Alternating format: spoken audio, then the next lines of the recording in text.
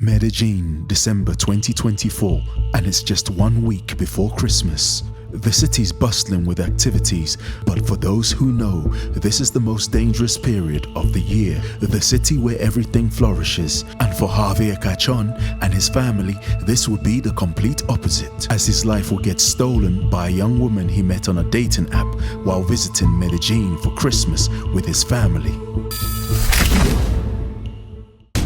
Javier Alejandro Chacón, a 37-year-old lawyer from the south of Ecuador.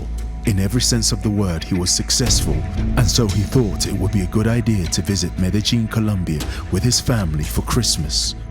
Arriving at the Quito International Airport with his mother Yolanda and his brother Carlos, they quickly check in and pass through security, ready for the hour-and-a-half flight from Quito to Medellin. Certain that it's going to be a good Christmas, you can only imagine that Javier and his family were excited as they board the plane to Medellin, Colombia. Ready for takeoff, and without knowing, this is literally the beginning of the countdown to the end of Javier's life. An hour-and-a-half later, they arrive in Medellin to start their vacation. And like all good tourists, they visit Comuna 13 and many other sites where they take this picture. Hoping to connect with a local woman, Javier joins a dating app and connects with Nathalia Salcedo, a 19-year-old Venezuelan living in Medellin. He informs his mother Yolanda that he intends to meet with Nathalia to get to know the city much better. No problem, his mother says, but reminds him of the trip they have to Guatapé the next morning, and so he shouldn't stay out too late.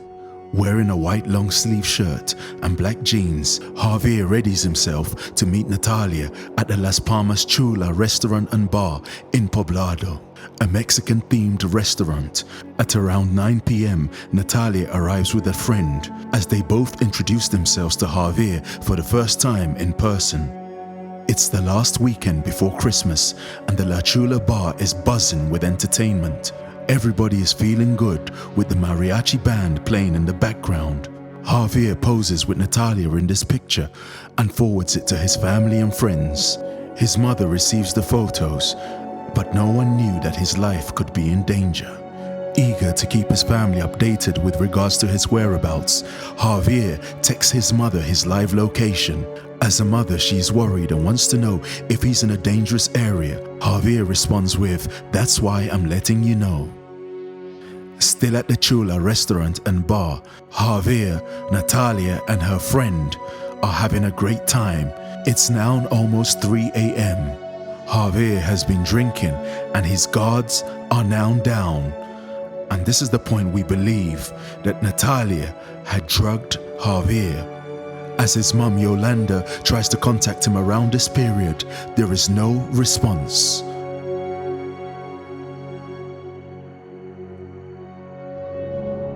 After being drugged, Javier is disoriented and he is coerced by Nathalia and her friend to join them to another location. A white car, driven by a male accomplice of Nathalia, is waiting outside as they drive towards El Centro of Medellin. To an onlooker, Javier would have appeared drunk, but in reality, he was drugged with a substance, possibly scopolamine. As they continue their drive towards the next location, Nathalia, her friend, and the male accomplice are taking Javier to his final destination, a rundown hotel in the center of Medellin. They stagger in with Javier, lying to the receptionist, claiming that their friend is drunk and that they need a place for their friend to get some rest. They pay in cash and then enter one of the rooms in the hotel. And so in the room is now Nathalia, her friend, the male accomplice, and Javier, who at this point is now heavily drugged up. No one knows exactly what happened at this point, and there are some theories that Javier managed to regain some consciousness and tried to fight back, hence the signs of strangulation as reported in the autopsy. It's around 5 a.m. and Nathalia, her friend, and the male accomplice make their excuses to the receptionist, saying that their friend is still sleeping, please don't disturb him, as they make their way out of the hotel, driving towards the south of Medellin. A couple of hours later, transactions worth around $2,000 are made on Javier's bank card. Javier was essentially killed for slightly over $2,000. His mother, Yolanda, suspecting foul play, got in touch with the authorities, who initially categorized Javier's disappearance as a missing persons case. However, it wouldn't take too long before Javier's body would be discovered. On 24th December, Christmas Eve, in the afternoon, a janitor cleaning the rooms discovered Javier's body, and the authorities were notified. Javier's body was taken to the mortuary, and on 25th December, Christmas Day, Javier's family received the worst Christmas news ever, as his mother and his brother Carlos identified him in the mortuary. His mother Yolanda, demanding action and justice from the Colombian police, went on a media offensive, speaking about the murder of her son, which she believed was carried out for economical reasons. Applying pressure, she spoke with any news media outlet in Colombia with regards to the situation about Javier. Es económico, debe ser un asalto porque le robaron el dinero de las tarjetas. His brother Carlos, also very emotional, had some words regarding his brother's death. Quiero que la vida de mi hermano no quede en la impunidad y que sirva para todas las personas.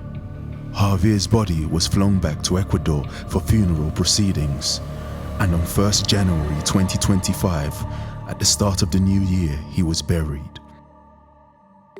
Nathalia Salcedo and her accomplices probably believed that they had gotten away with this crime, because after all, nearly 2 weeks had elapsed and there was no progress. Besides, at that point, around 51 foreigners had already died in Colombia under suspicious circumstances, with many cases unresolved. And so Nathalia and her accomplices probably felt that they had nothing to worry about. But they were wrong. CCTV images and other investigations by the Medellín police, they were able to trace and locate Nathalia Salcedo.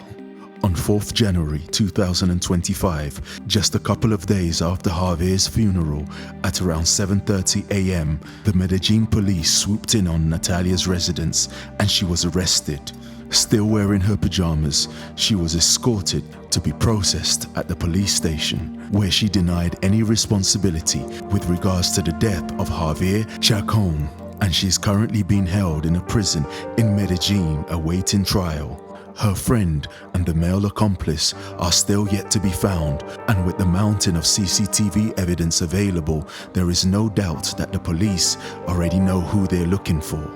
It was supposed to be a family vacation to enjoy the Christmas break in Medellín, but it turned out to be a nightmare for this close-knit family. They may look innocent, beautiful and harmless, but women like Nathalia and her accomplices are responsible for the many suspicious deaths in Medellín, Colombia, and it's a shame that Javier and his family had to find out the hard way.